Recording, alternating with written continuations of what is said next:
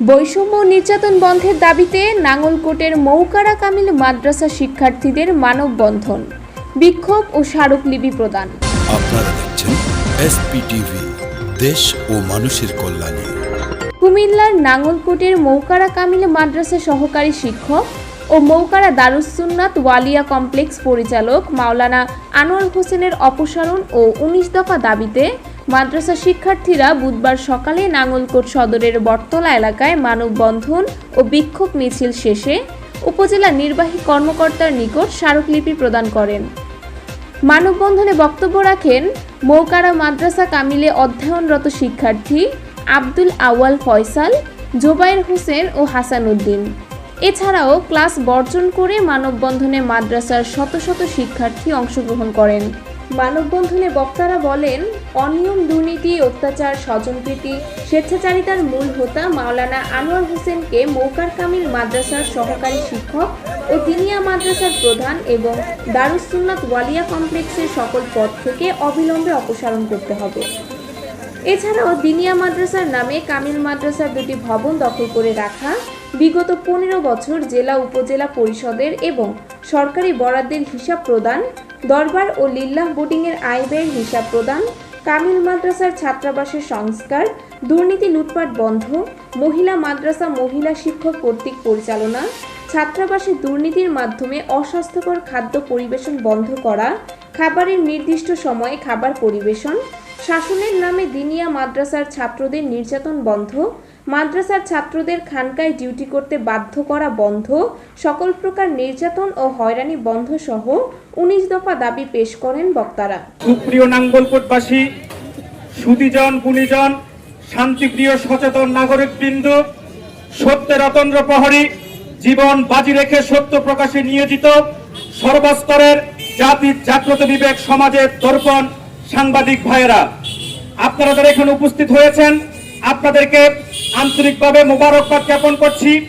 এবং উপস্থিত আছে আমাদের আজকের নির্যাতিত, লাঞ্ছিত, অপমানিত, অধিকার থেকে বঞ্চিত এবং বৈষম্যের শিকার মৌকারা দারুস সুন্নাত নেসারিয়া কামিল মাদ্রাসার ছাত্রবিন্দু।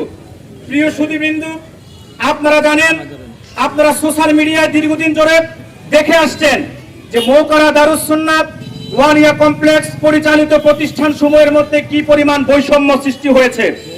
আপনারা জানেন, কুমিল্লা জেলার ঐতিহ্যবাহী বিদ্যাপীঠ মরহুম শাহ সুফি ওলিউল্লাহ রহমতুল্লাহ রায়ের মেহনতে করে প্রতিষ্ঠান পরিচালিত আলিয়া, দিনিয়া, হেফজখানা ও মহিলা মাদ্রাসার ছাত্রছাত্রীরা প্রাতিষ্ঠানিকভাবে বিভিন্ন বৈষম্য, অনিয়ম ও নির্যাতনের শিকার হয়ে আসতেছে।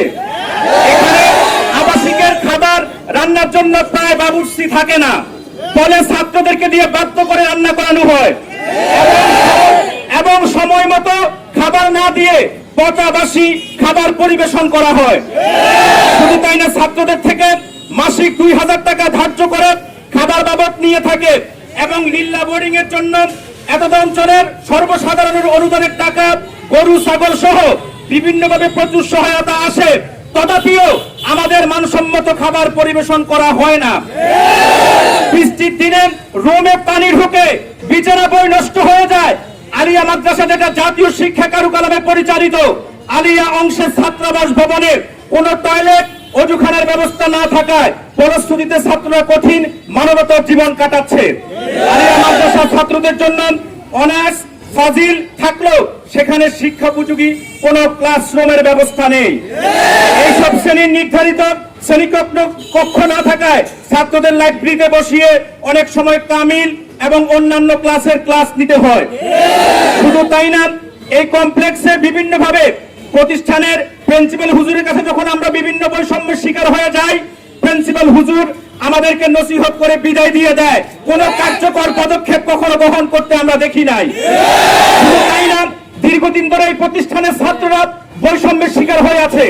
আপনারা দেখেছেন, হয়তো আপনারা যেহেতু নাঙ্গলকোটের মানুষ, আপনারা শুনেছেন দীর্ঘদিন যাবৎ এখানে মরহুম হুজুর কেবলা রহমতুল্লাহ প্রতিষ্ঠিত কামিল মাদ্রাসা এবং দিনিয়া মাদ্রাসার মধ্যে এক বিশাল ফারাক এবং বৈষম্য তৈরি হয়েছে। এই প্রতিষ্ঠানের ছাত্ররা, বিশেষ করে আলিয়া মাদ্রাসার ছাত্ররা কখনো তাদের ন্যায্য দাবি আদায়ের জন্য কথা বলতে পারে না। বললে বিশেষ মহল থেকে চাপ আসে, ওই চাপের কারণে ছাত্ররা নিজেরা চুপ হয়ে যেতে বাধ্য হয়। ছাত্ররা যখনই কোনো দাবি নিয়ে দাঁড়িয়েছে, ছাত্রদেরকে আদবের তালিম দিয়ে কিংবা নসিহত করে তাদেরকে তাদের দাবি থেকে দূরে সরিয়ে রাখা হয়। দীর্ঘদিন যাবৎ যে বৈষম্য, অনিয়ম, যেই পরিমাণ জুলুম এবং দুর্নীতি মৌকারা দরবারের প্রতিষ্ঠান সমূহের মধ্যে তৈরি হয়েছে, সেইগুলো সহ্য করতে করতে যখন আজকে আমাদের ছাত্রদের সহ্য ক্ষমতা বাইরে আমরা চলে গিয়েছি, তখনই আজকে আমরা নাঙ্গলকোট সহ গোটা কুমিল্লা জেলার মানুষের কাছে 19টি দাবি নিয়ে হাজির হয়েছি। আমাদের 19 দফার প্রথম দাবি হচ্ছে, এই পর্যন্ত যে কথাগুলো আমি বলে এসেছি, এই সবগুলা কার্যক্রমের যিনি মদতদাতা, যিনি মূল, যিনি গডফাদার, কমপ্লেক্স সুপার তথাকথিত জিনিয়র প্রিন্সিপাল আলিয়ার সহকারী শিক্ষক মাওলানা আনোয়ার হোসেনকে কমপ্লেক্স থেকে অপসারণ করতেই হবে। ওনাকে অপসারণ না করলে যে আন্দোলন শুরু হয়েছে, সে আন্দোলন থেকে আমরা কেউ পিছু হটব না। আমাদের প্রথম দাবি, সুপার মাওলানা আনোয়ার হোসেনকে আলিয়া মাদ্রাসা সহকারী শিক্ষক পদ সহ কমপ্লেক্সের সকল দায়িত্ব থেকে জিনিয়র প্রিন্সিপাল থেকে অপসারণ করতে হবে। আমরা আজকে সকলে এখানে উপস্থিত হয়েছি আমাদের ব্যক্তিগত কোনো স্বার্থের জন্য নয়। আমরা প্রত্যেকে এখানে উপস্থিত হয়েছি আমাদের মৌকরা মরহুম পীর সাহেব কেবলা রহমতুল্লাহ আলাইহির স্বপ্নে গড়া প্রতিষ্ঠান, এই মৌকরা দারুস সুন্নাত নাসারিয়া কামিল মাদ্রাসা মৌকরা দরবার কর্তৃক পরিচালিত যতগুলো প্রতিষ্ঠান রয়েছে, সমস্ত প্রতিষ্ঠানগুলোকে আমরা দুর্নীতিমুক্ত করার জন্য এখানে উপস্থিত হয়েছি, ঠিক কিনা? আমরা এখানে উপস্থিত হয়েছি কোন ব্যক্তিগত স্বার্থের জন্য নয়। আমরা এখানে উপস্থিত হয়েছি কোন ব্যক্তিকে আঘাত করার জন্য নয়। আমরা এখানে উপস্থিত হয়েছি দুর্নীতিবাজদের বিরুদ্ধে, ঠিক কিনা?